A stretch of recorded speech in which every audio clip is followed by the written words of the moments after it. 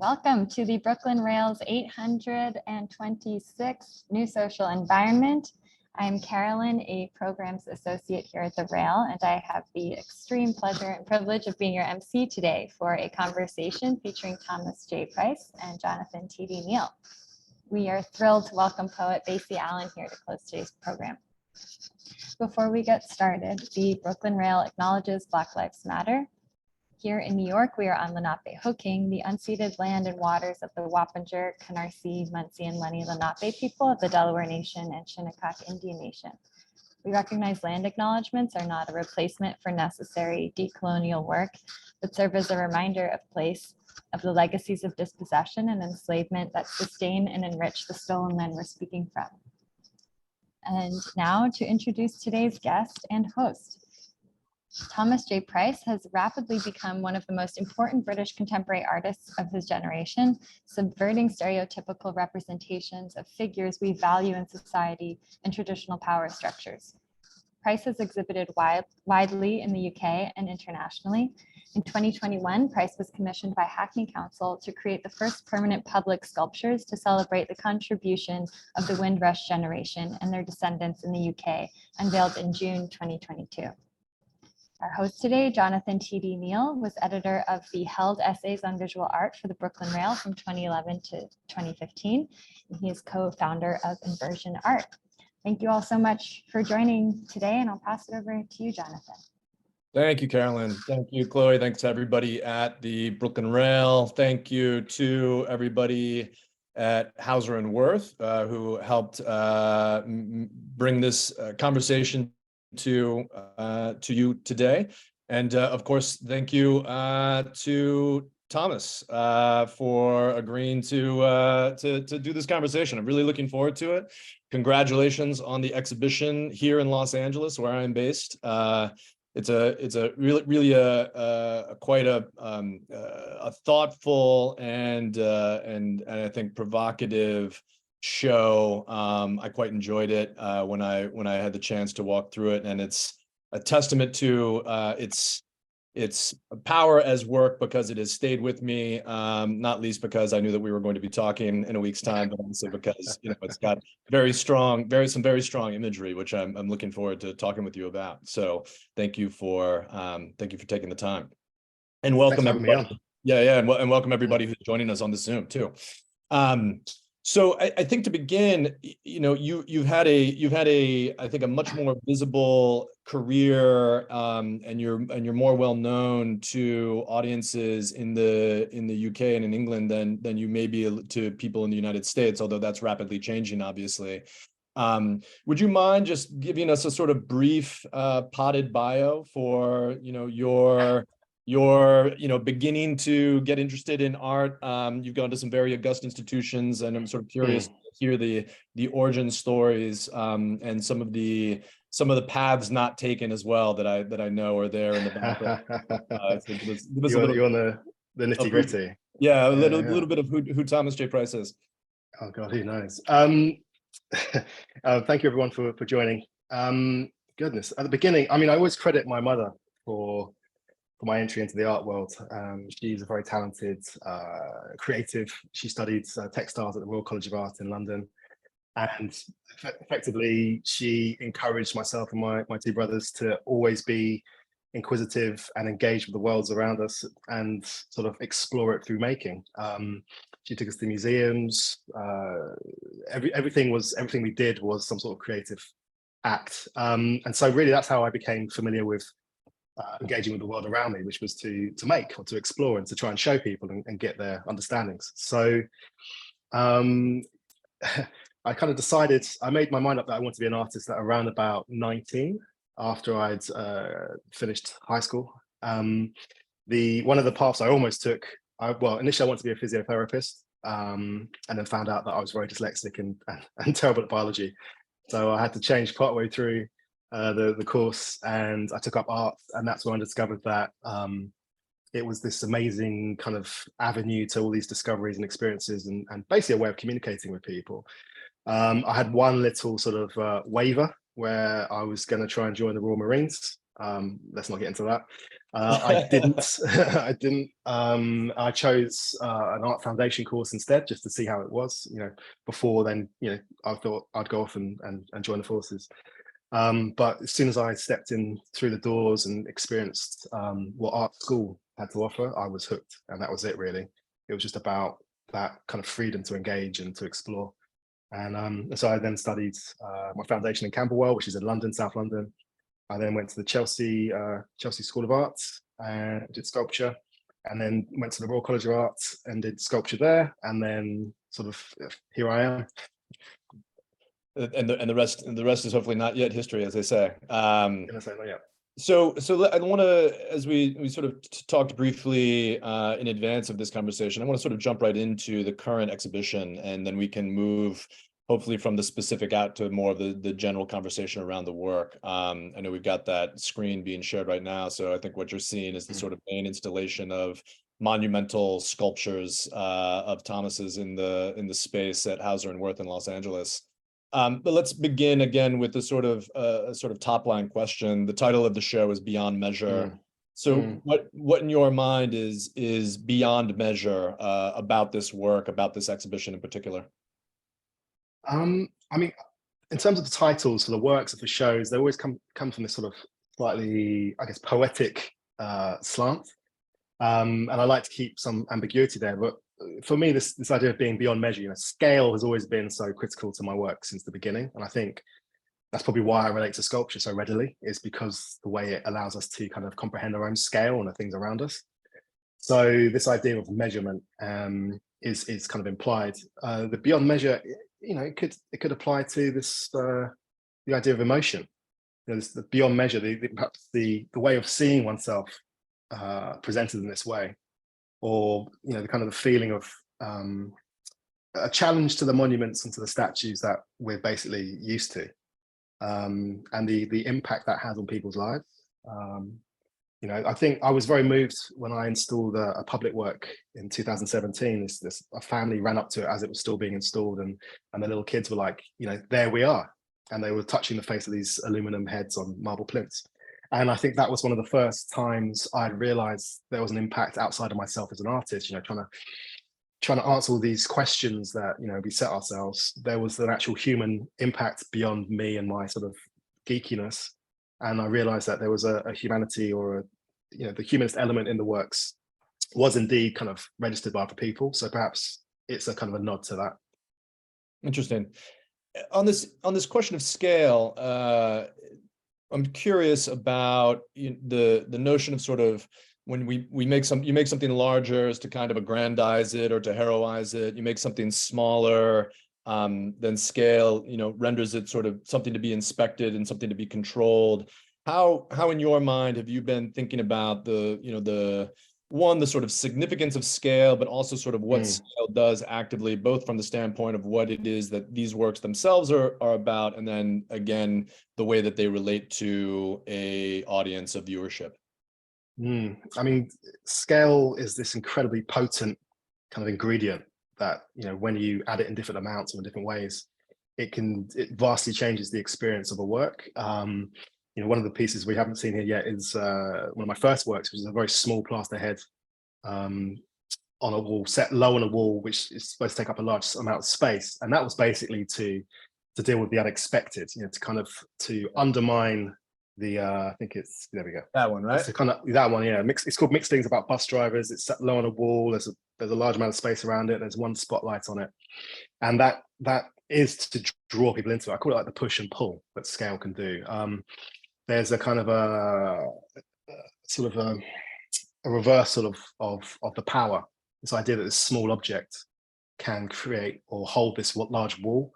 So it's a reference to what we expect, these large works, these large marble pieces, and then what we actually have is a plaster head on a scrap bit of wood, with one screw in the wall. So I think it's kind of a very conscious critique of monuments, critique of official statuary and all these kind of things. This idea of what power is. So me with the larger figures, we have, for the first time, I'm presenting a group of large figures. So the four on the right that we see, this piece, for example, is 9 foot tall. and then the larger piece called Grounded in the Stars is 12 feet tall.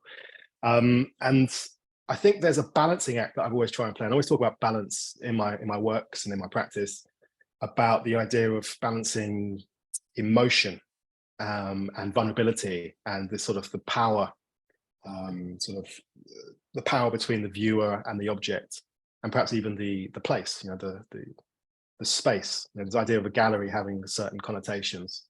So for me, scale is a way to play with the way that people receive the works, and to perhaps make people feel comfortable to see a figure in quite a naturalistic pose, because obviously these are fictional characters, and it's important to understand that these are fictional. They're not posed in a similar way necessarily to powerful generals that we're kind of used to. Or perhaps they are a little bit, but because they're dressed differently, and they essentially represent people that we haven't seen necessarily in this way. Scale is a way for me to really engage an audience, to try and engage an audience on a particular kind of psychological level, so that the reference points are that of the material of bronze and at a certain scale, so grandeur, but in a very sort of naturalistic, sort of almost understated way. So again, it's just trying to invert and play between these different things that we expect, and then the impacts. So I think there's something very interesting that's happening with the works in the show.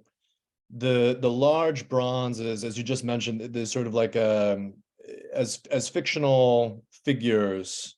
I want to talk about that, the fact that they're sort of composites, and the whole sort of question about this idea of composites. But as I was thinking more about it, and also going back and looking through the photographs that I had taken in the images, the large scale bronze sculptures have a disposition and an interiority, right? I mean, they're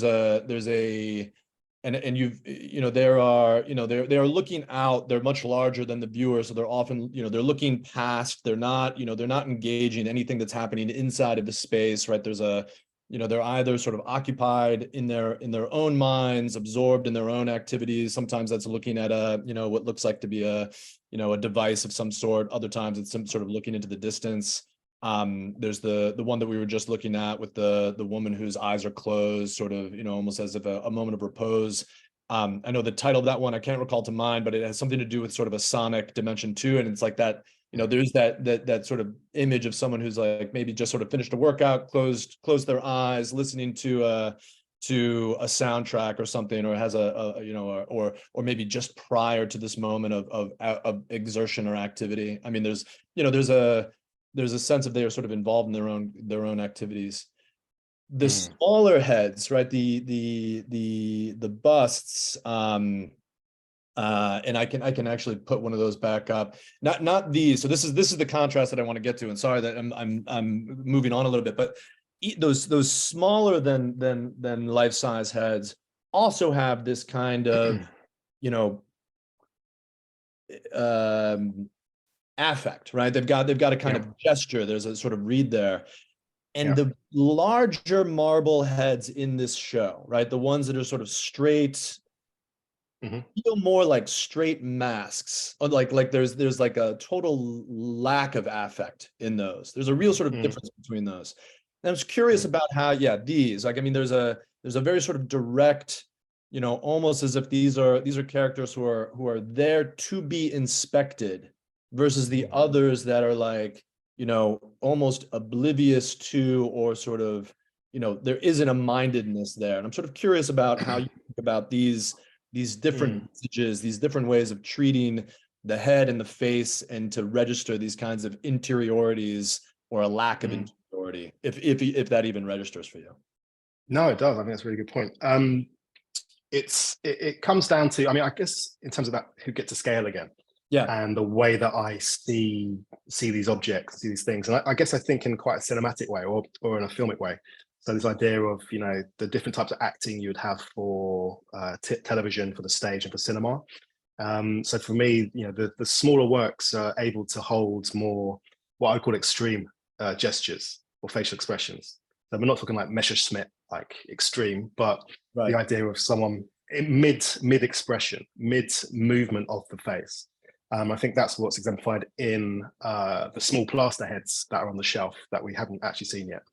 But I think so. That idea that the small head won't sort of overbear a viewer with the load of information. So it's not. Oh, there we go. Yeah. Like So this. these are called mental structures, and these were again these were made. Oh goodness, 2011, I think, in the clay sculpt. When I was actually on a residency in South Africa, and they were based on people I'd seen who were working at the place that I was staying. And I love this idea of ambiguity and this idea of not being conscious of being watched, because I think the commonality with the works is about the idea of being present and taking space and being visible, and then how one is read, or how we read people and how we ourselves are read.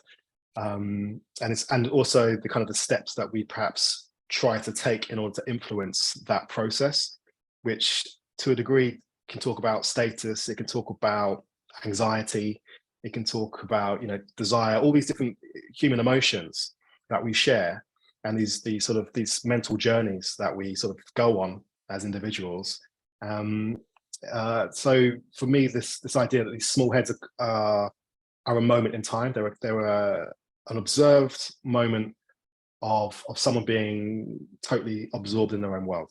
Now, with the larger works in marble, their genesis is more in line with sort of religious sculpture. And there's a series of works called Newman Shifting Votive that I do in aluminum with marble bases, which are slightly larger at the heads themselves. These are a little bit smaller. They're in marble, but the gaze is very much forward. The expression is, I would call it serene as opposed to blank. So for me, they're very much more like the idea of a deity, the idea of there's much more of an element of worship involved, or a sort of this sort of otherworldliness to them for me. And I guess that's what I'm trying to imbue into the details that are contained. So this idea that the little baby hairs, or the guy's fade, all these elements which, if I think about it, sort of when I had my own hair sort of done like that, was sort of overlooked or I've seen misrepresented. And so it's about really trying to give a real sense of appreciation and observation and acknowledgement to these details that make us who we are, all the things that we choose to have about us in order to communicate to other people who we want to be.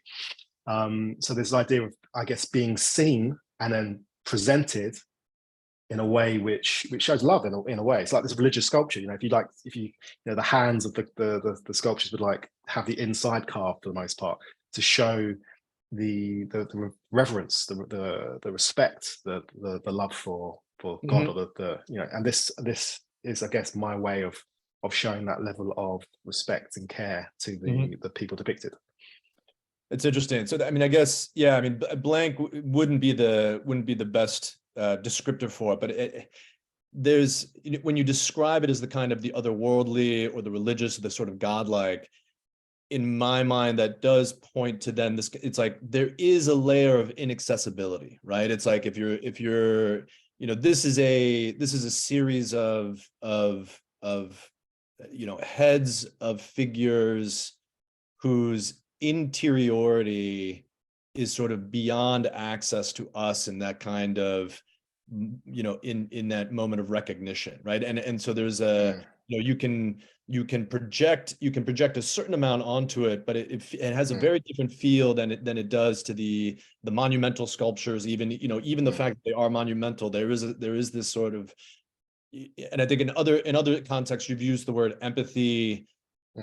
I think in my mind, I think about it more in this kind of sense of recognition, right? There's a way of recognizing in these figures the sort of the humanity of that pose, of that look, of that of being able to sort of see that person that I actually found difficult with the marble heads in a way. It was sort of more, and the fact that they are larger than life, but they're installed slightly lower, right? They're like sort of at chest level. They're sort of something to be walked around and sort of looked at in a more sort of almost in a more the hierarchy is very different. It's like anybody who's in Los Angeles, or anytime you get a chance to see these things, pay attention to this differentiation. I found it to be very affecting. Yeah, I mean, the height was an important factor for me, as well as the scale, in terms of how the average viewer will kind of receive the work. I wanted them to be accessible, visually, so that one could see the details. So you could see the hair. There's a lot of thought and effort in making that happen. So I wanted people to be able to appreciate it. Yeah, absolutely. And I do like that idea that they don't operate in the same way necessarily as the large figures and as the smaller heads. I think they are doing something slightly different, and there is a different relationship perhaps between the viewer and those pieces. But I think it really depends on which angle you're sort of accessing them from. And I think that's one of the things that always amazes me about when I happen to watch people interact with the works, which is not that often. I'm not really hanging around, but it's to see how people receive them, and if they feel familiar or if they feel sort of otherworldly. And I think that's quite revealing perhaps about where we are in that moment.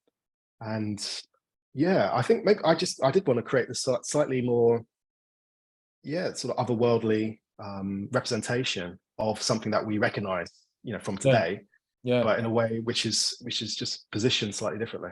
It's interesting. I mean, there's the smaller plaster heads, the 12-foot bronzes, almost, in my experience, they're a lot less alienating. Those marble heads, were, I guess, I've like was having in a good way a difficult time trying to sort of access,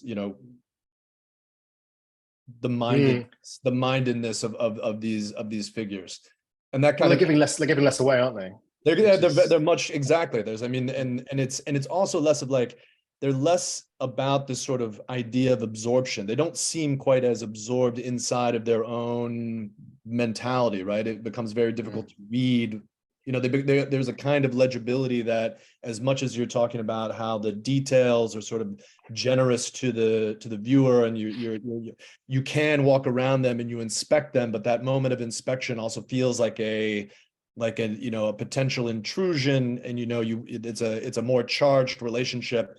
And I think there's a whole history of the way that these kinds of representations exist within both art museums and anthropological museums and elsewhere, that all of a sudden comes rushing in, depending on who you might be as an observer, and you're like, wait a second, is that what's happening here? As much as they're these sort of large scale marble sculptures that also then bring in the more sort of grand sensibility of, as you said, the sort of the icon, the godlike, the religious sensibility.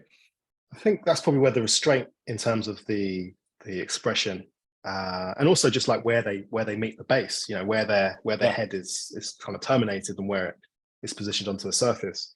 It does take into account sort of the sculptures that I had seen of this idea of again, air quotes, the heroic Negro character, or these sort of these necks hugely strained and chins in the air, and all these sort of different sort of poses that I would have seen in museums. This was about, again, this kind of self-contained, intrinsically high value, sort of serene objects, which perhaps, even the material, the marble, it deals with light in a different way. The eye travels at different speeds over the surfaces. There's a lot in sort of trying to create the circumstances for a different type of experience with these works than, as you say, like compared to the bronzes. And in a way which for me is important to place them also in this, in this show, they're in the same space effectively. Right. So one is able to kind of get that difference. And I like the fact that we, as people, we have these different points in our lives, these different moments, these different feelings, these different times that we feel differently about ourselves. And, we sort of we inhabit these different psychological points.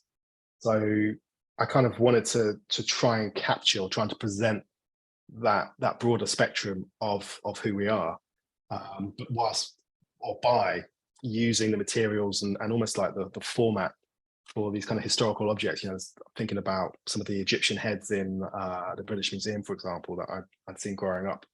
You know, the scale is sort of set around some of those. Yeah. So there is a very particular reference points for why they are, and hopefully trying to connect people to that sort of shared memory of where we've seen these things, or the way in which we've seen these things, and sort of what that kind of imbues them. Yeah, let's pick up that thread. What do you, I mean, there's sort of two things to talk about here. One is the sort of the classical and neoclassical tradition of sculpture, which in this show is very self-consciously brought to the viewer through the series of photographs that are show a book of classical sculpture being manipulated by your hands, right? Which I really enjoy that work quite immensely. And so I'm sort of curious about what's your relationship to that tradition, you know, your experience of it, and then also sort of what is your expectation or interest in the audience for your work in terms of how they could then, you know, use your work as a lens looking at that tradition as well.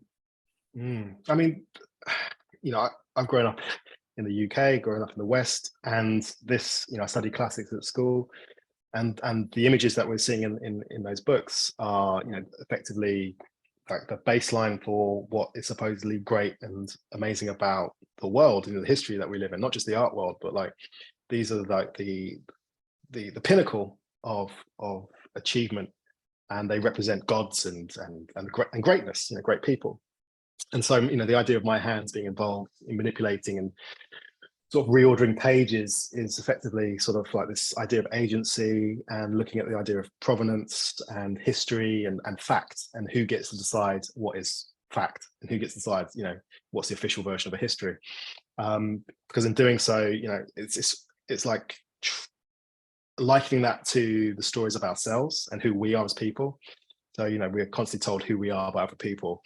And so it's really sort of marrying the both together and trying to kind of make a point about all of it, really, through this sort of layered, you know, this optical layering of my hands in color against what is effectively black and white images of these books, but the images in the books are black and white. So this kind of desaturated idea or visual of one element, and then this idea of gesture, you know, like for example, this image, you know, my hand is trying to make the most simple gesture to kind of recreate the figure that's on the right. So there's a lot going on, I think, in terms of this work. Hand arrangement, marble draft hand arrangement. It kind of summarizes a lot of what the practice is about, which is this sort of acknowledgement and perhaps critique of the classical histories, the ancient histories, but the way they're being taught and the way that institutions sort of propagate and reinforce the idea of, you know, success and beauty and power and what we are supposed to aspire to. And so for me to engage in a process of critiquing it was really a kind of acknowledgement that I see some issues with what I've been told. But, you know, there's no getting away from the fact that these are very beautiful images. These are very beautiful sculptures. So there's a kind of that double-edged kind of nature to it. The idea that these things should be valued, these things should be passed on and talked about. But where's the fullness of our stories? Where's the fullness of the histories? Where's the real provenance? And so this is kind of an exploration into trying to get other people to join into that kind of discussion. And how do you think about, because I thought what's particularly interesting about this work is that we have to do here with photographs of the sculptures, right? Images that then allowed, you know, through a kind of late 19th, early 20th century moment for the sort of the creation of that narrative of these works as pinnacle achievements of a certain kind of civilization, a certain kind of story, right?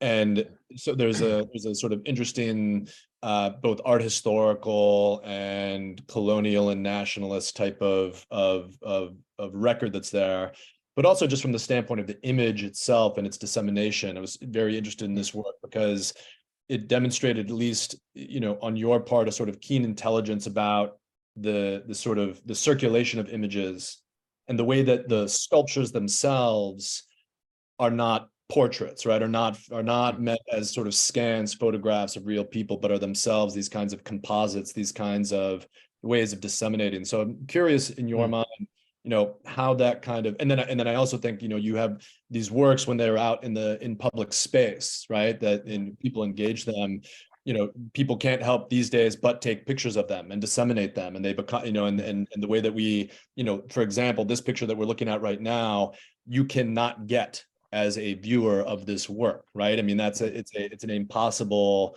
it's great from the gallery standpoint, but any viewer is not going to be able to get up there and get that picture unless you're bringing along a stepladder. So I'm curious about, this relationship to the way that photography and imaging, is both inside of the works formally, and then is also part of how the works are disseminated and are become legible to a public. Yeah, I mean, I guess that goes back to some of the origins of sculpture, in terms of like what they call it, like architecture was the first art form in sculpture. And this idea of, propagating, disseminating narratives about individuals. And so, you'd, throughout the Roman Empire, you'd have, a statue of the emperor, all around the world. They'd be kind of plopped around the world. And then the stories could be told about that individual. I guess people would go to see these figures, or they would be in the most prominent places. And now we have, social media. Now we have instant messaging and all these kind of things, which do it for us. So it is an interesting sort of layering in itself, and I guess an agency of those people taking the images, because as a lot of people are asking, like, well, who is this? Who is this person? I just placed the work in Rotterdam this week, and everyone's wondering, well, who is she? Like, why is she there? Because our expectation is that if a work is in bronze of a certain scale and in the public domain, it must be a great person. It must be someone of significance, someone who we need to know their story. And there we go. And so it's really about, well, what is the story? Like, okay, we're being told this story, but like, as we all have hopefully come to learn, like, you can't necessarily take the first account of what, in terms of what you're being told. So this is really about that sort of making the viewer aware of their agency, of their responsibility to themselves effectively, and to those people that, are around them, in terms of digging deeper in terms of their thought process. And when it comes to how my sculptures are referencing and critiquing statues and monuments, what are these sort of silent messages? What are these things that live among us? What have they been doing all this time? Why are they there? They're not there for fun. It's really about prompting the viewer, prompting the visitor to the show on different levels, to like look at themselves, look at their relationship to scale, and to like just to be aware, but also to have a thought about the history and the reasons behind the histories of these things. Because I think it's fascinating, how sculpture has been used almost like propaganda, for a long time. I think this is interesting, because it's also maybe one of the things that begins to, and I'd love to hear your thoughts on this too, differentiate the sort of the UK context from some of the US context. Because I think that, monumental statuary is obviously not missing from US urban contexts, but I think about, I grew up in the Chicago area, and public sculpture for me growing up was Picasso and Calder in Daley Plaza in downtown Chicago. And then I think for most people in Chicago these days, it's very likely Anish Kapoor, right? And so there's these, and I think about here in Los Angeles, there's sort of like a shocking lack of it around, although, more murals and things like that. But, even if you go to, not the Getty Villa, but if you go to the Getty Museum, one of the first monumental works that someone sees is a large Martin per year.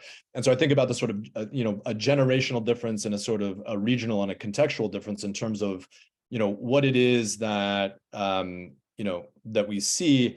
And what's interesting, almost every example that I've just given you is largely a kind of abstract, is a legacy of modernist abstraction. And I think it's interesting that you're bringing back in this the figurative and the quotidian in a way that in one sense is linked to some of these same histories, but it has a kind of new radicality to it. It's like radical going back to its actual root of what this kind of sculpture is, monumental yet quotidian, in the space of the public itself.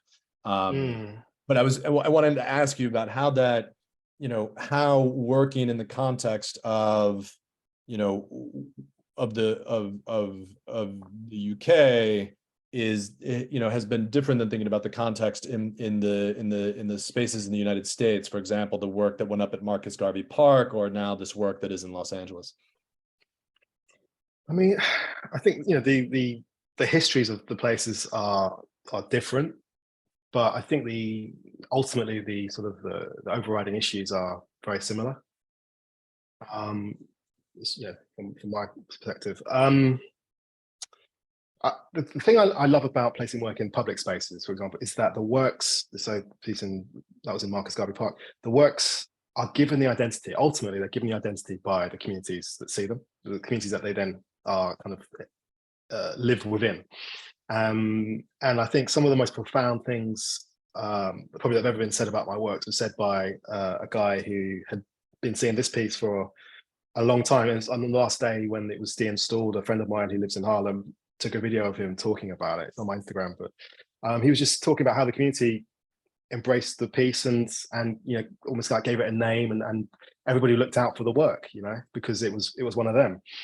So I think that kind of that humanist element is there. And I think that regardless of regardless of race and gender, I think the works that I'm making try and embody something different, like a different ethos in terms of perhaps what we should be aiming for when it comes to what we value. I think that's perhaps what's registered. Again, like the piece in Rotterdam, it's just more like the casual nature of it, the fact that they are fictional, and that they exist within the context of this history, the shared history of the ideas of greatness being presented to us. Like the ruling conqueror is placed upon a plinth, and sort of towers above us and sort of projects this idea of their superiority, whereas these figures, regardless of their scale, they tend to they're on the ground that we're on. They share our level. They're at our level. Their scale is there to give them visibility, but it's also there to give them a sort of an accessibility, so that the viewer doesn't tower over them necessarily. So there's a kind of, again, talking that kind of psychological relationship of encounter, and I think I wanted to kind of create a moment where people could encounter their understandings of history, their understandings of themselves. I always say people bring themselves to the works when they come to interpret them. So I think that is shared no matter where the works are placed. And I think because I don't necessarily talk about very specific histories, these are not, because they're not the narratives of a singular person. They're not the narratives necessarily even of a place. So the Windrush was like very different in that sense, because it was trying to talk about the Windrush generation, who came over from the Caribbean to the UK in 1948 on the Empire Windrush. We always kind of leave out the Empire element of the ship's name. Who were told to come, please come to the country, rebuild, you'll be welcomed, and then they were not welcomed. They were actually treated incredibly badly. There's been an ongoing Windrush scandal where people are still being kind of threatened with deportation, or there's still nothing's been resolved yet for a lot of people. And so the idea was to kind of show, again, visibility and acknowledgement, and in a way that was a physical place for people to feel valued and seen. And I think that's ultimately, that's the crux, that's the base of all of this, is these are physical kind of places where people can focus or be seen and feel valued and kind of see a difference between what we've had all this time, perhaps. I like that. We're coming up on a moment during our conversation where we can invite in the audience with questions. So I know it goes quick. But before we get there, so that's just sort of a fair warning to those who are joining us. If you have questions, please be prepared to either launch them into the chat or to raise your hands for our moderators. But then I'll have one other question while people sort of get their thoughts together. And so this is maybe or I may have two questions, a little idiosyncratic. It struck me, both because I really interested in this photographic work with where your hands are very much playing these kind of figurative roles and are actors inside of this frame. And then there's a work that you've done, a video work where you are lacing shoes and polishing a pair of brown shoes, sort of care for the footwear. Yeah, exactly. From the ground up. And so, this may be a totally left field reference, but it struck me that there's another sculptor whose work also moved between video and large scale public sculpture, not figurative. But Richard Serra made these amazing films in the 1960s, the hand movies, where the action of the sculptor's hands, were sort of activated in, working with material, right? Hand catching lead or these kinds of things. And then the sort of move to scale Serra's work also sort of, was able to sort of get its feet underneath itself by this shift in scale from a sort of, something that could happen in the studio to something that could happen at the scale of architecture, sort of got very large. But that was obviously a sort of an abstract language. But I've got to do more thinking about this. I'm throwing this out there to you to the extent that you had any thoughts about this at all. But there seems to be a dialogue, whether acknowledged or not, going on between these two sculptural practices in terms of the way that they engage publics. It's interesting to me that, in terms of the history of a large-scale public sculpture in New York City, Richard Serra's is one of the only one that's been destroyed by the state, where we have this whole legacy of sculptures and monuments being torn down by the people. And I think there's a sort of interesting dialogue that's been happening there. But I'm curious if that is a practice and that is an artist that you've thought about or you've considered or you're interested in it at all. And feel free totally to say. Okay, so certainly interested. Great deal of respect, but actually that's the first time I've been sort of made aware of that sort of potential connection. And I'll take it. It's flattering. Great artist. I think it could be wrong, but I think that there's the standard issue for thinking about Serra's work is this, the introduction of the viewer's body into the kind of activation of the work. The whole idea about what Serra's sculpture managed to do was to sort of, one, the site specificity of it, but two, his sort of refrain of that it's work meant to be moved in, through, and around, right? And it's about the sort of progress of your body around it. And and I don't think that language is necessarily that is available to us today, but but the figure that you have brought into it, these composites, it's not a portrait. There is a sort of a legibility in a way that people engage that I don't know. There's a shared sensibility below the surface. No, I mean, I love that link. I think even the figures for me are abstract works because of the way that they're kind of approach making them. And I come from a background which is more about performance and video. Right. So I think about it, it's not like, I love sculpting people, but more like, how do I connect these ideas to a viewer in the best way possible? And, one of my sort of kind of formative works was about how the body interacts with space and how spaces are activated by people. And I think that's something which is still here with all these works, is about how, I'm always thinking about how is a person interacting with this work. So perhaps that's a sculptural sensibility. And that's why certain people are drawn to call themselves sculptors or get called sculptors, because of that concern about space, activation, and the body.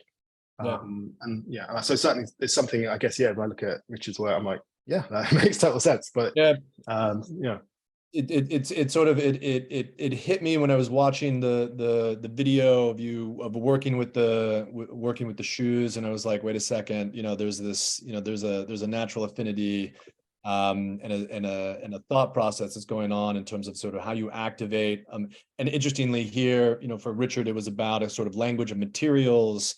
Mhm. Again, that, the Materials is my thing. yeah, and but here the sort of shoes themselves are sort of like are a kind of given, an image. They have connotations. They're a kind of figure in themselves that has a kind of legibility that's now being activated by your hands, that in a kind of in an activity of care. But it's there. At any rate, I'm gonna leave that one. I'll take that. I'll take that one. Yeah. Good.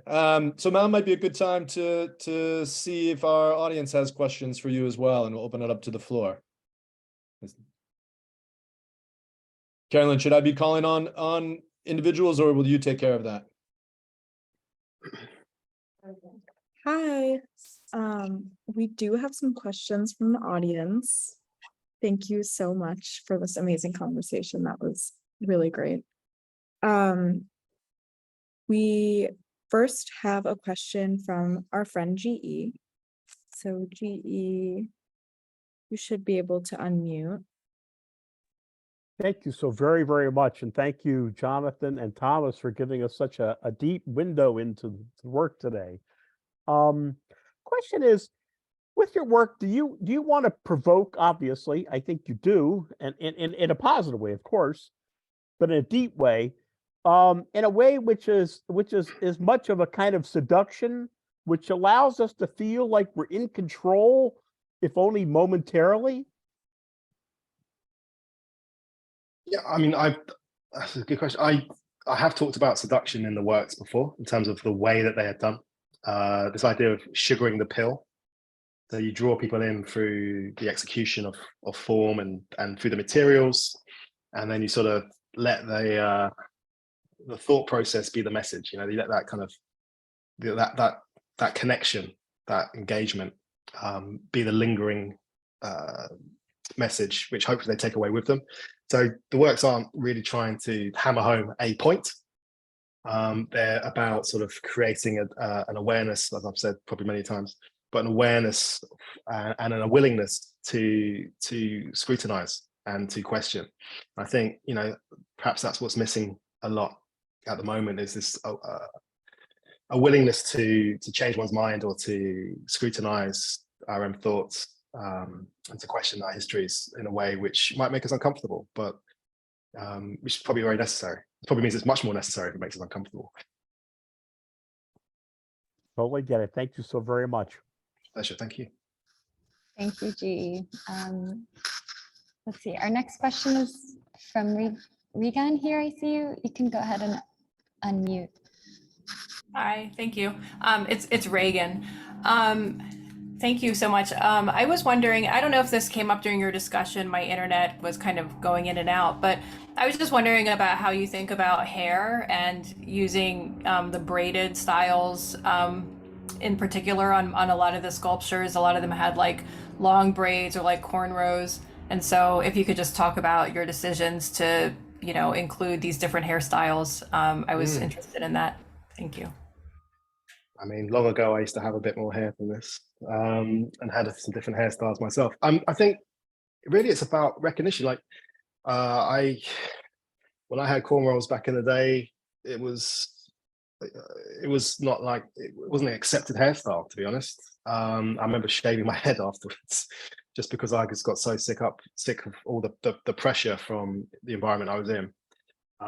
Before that, I'd had very short hair. I used to shave my head. And I remember getting taken to the head teacher's office and told I was going to get sent home for an illegal hairstyle. So, and there's, I don't know how it is in the US, but in the UK, there's quite a few stories about young Black children, again, being sent home from school because of their hairstyles being deemed unacceptable.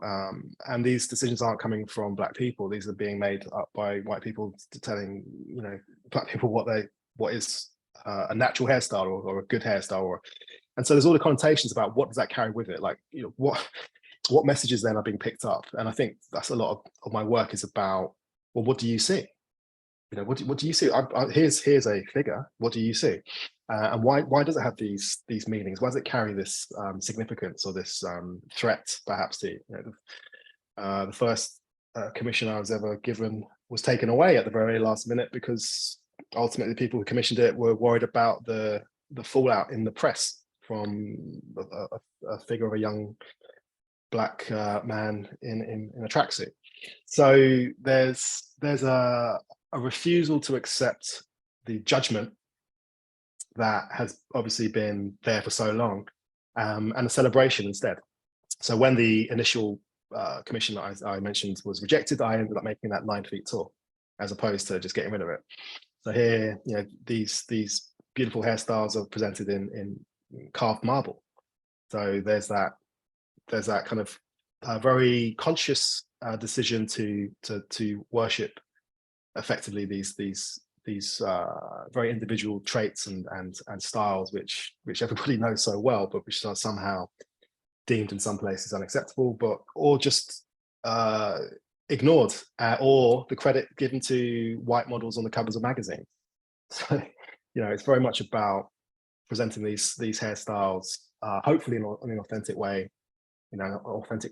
on the people that sort of they feel at home with.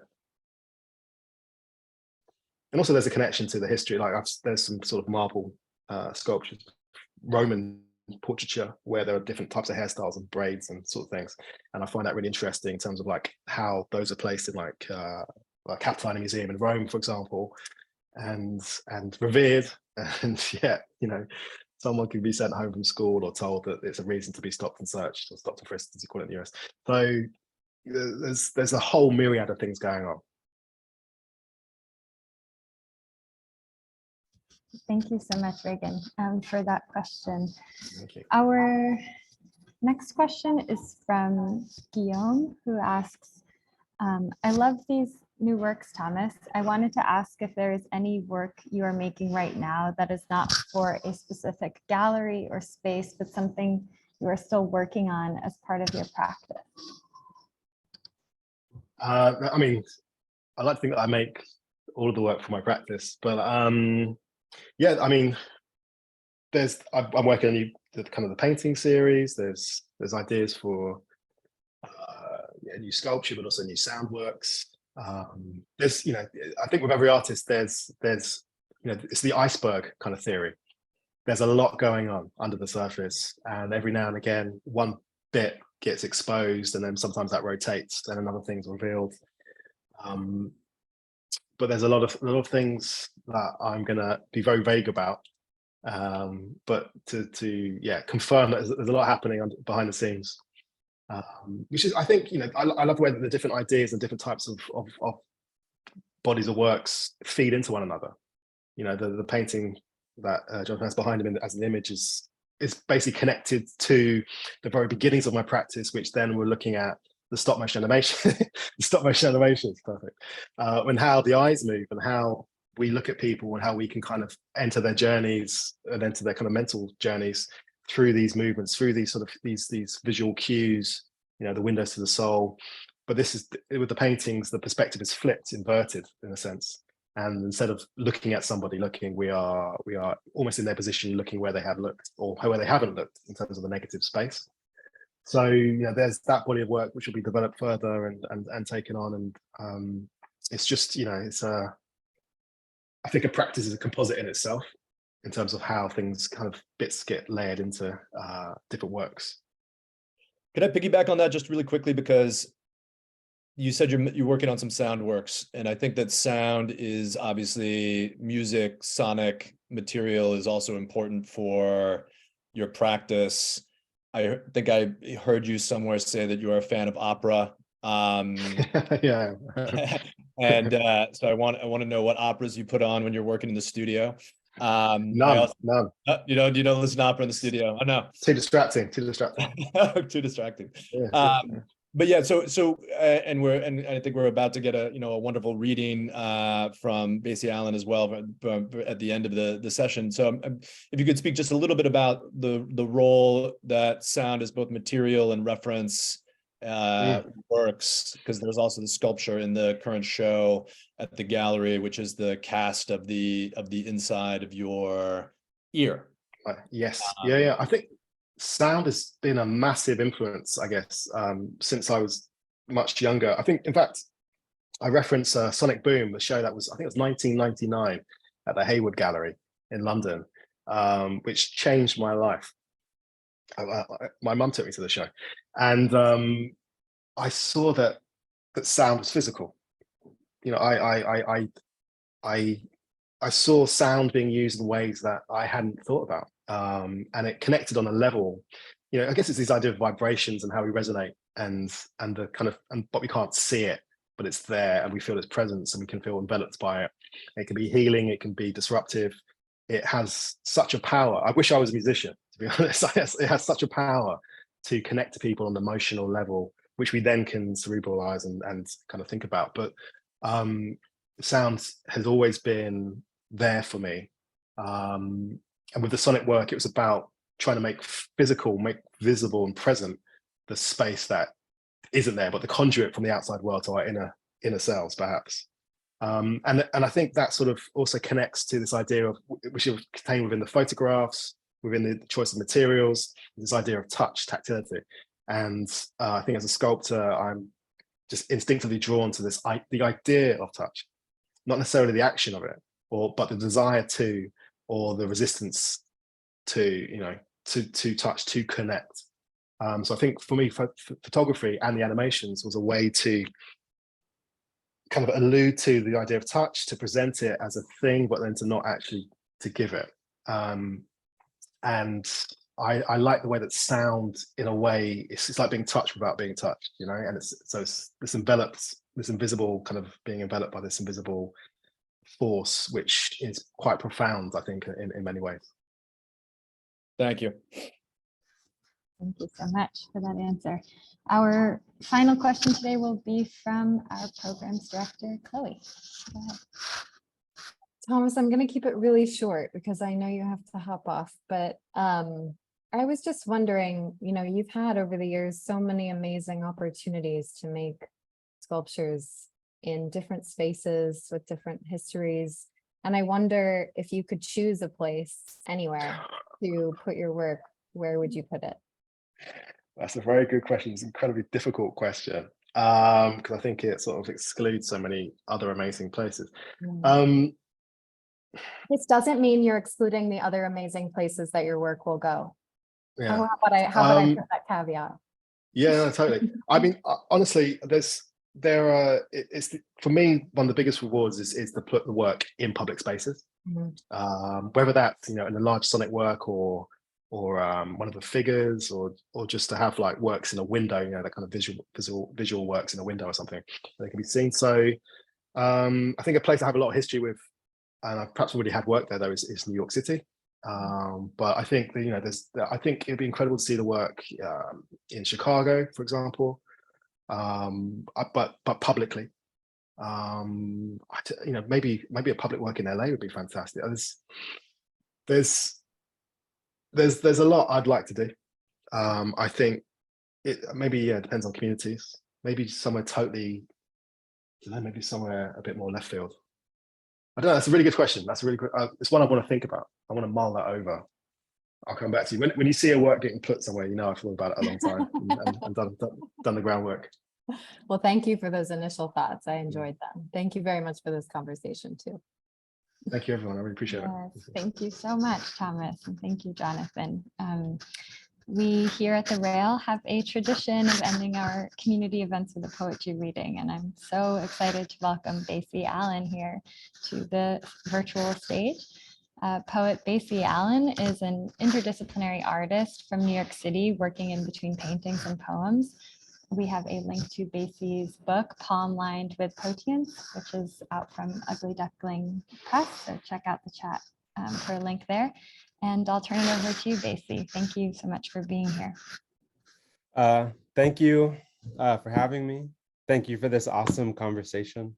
Thanks for everybody tuning in.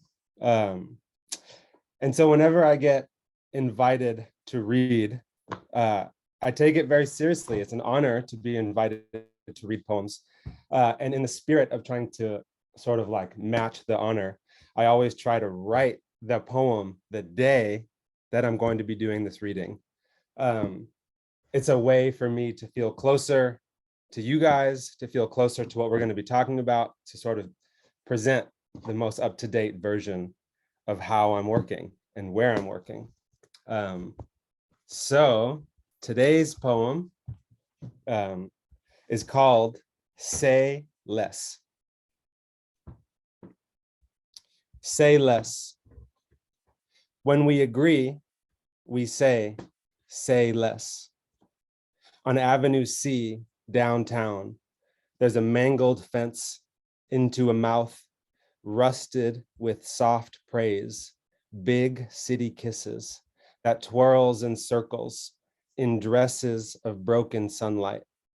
As poets, we measure our age in laughters of August, in smiles of each other. Our teeth keeps tally of the sweetest moments, our favorite poems, how flowers tongue the air, saying, say less. So we learn, say less from nature, and we make art to say that we're trying. From the easel, from the kiln, we're trying to make it right. From the standstill weight and shadow, from the handheld feelings, hollow, sealed into the moment, realer than skin, feeling feeler than us, this gravity trust, this orbit roller brush, this resin, this bust of Augustus Savage. Our teachers wave in approval, delicate, say less. For the pure bronze we see as brown, for the copper we cry as gold, for the wood black stain, topical gaze that we see as us, we say less. For the silent letter P that we put into ekphrastic poetry, this poem is about us, the heaviest pounds. For the silent P that we put in front of the word sculpture, PSCULPTURE. Adding the PS adds something like psychology into the clay before we slam it down onto the wheel, push our thumbs in and trim upwards, backwards into time. We put P's on our hips to make our footprints heavier, big shoes to follow, no doubt, but the path becomes obvious. The silent P's is how we inhale without learning disabilities into the Garden of Eden, and exhale with dyslexia out of the Garden of Need. We take the form, no matter the mold, and we do with love what love does with us. We add P's into our toolbox next to the awl tool, the 2 cherries chisel, the soft wooden hammer, the Dremel, some cargo pants, probably some clogs, nice socks, a book or two by Theaster Gates, Edmonia Lewis, H.C. Westerman, Ruth Asawa, Simone Leigh, Thomas Price, and in the studio, we listen to old punk records by Brancusi and the Big Guns. Drake picked the wrong owl for his logo, and we dance to Martin Perrier's music, because the silent P in sculpture puts us in position to listen to our subconscious, to our unconscious, to our very own mute opera. We ask the sculpture to answer our questions, but all we can hear back is the motivation hidden in silence. The plinth is the speaker in all of its meanings, helping hold up the weight of what it means for us to have space to say less. Wow, Basie, thank you.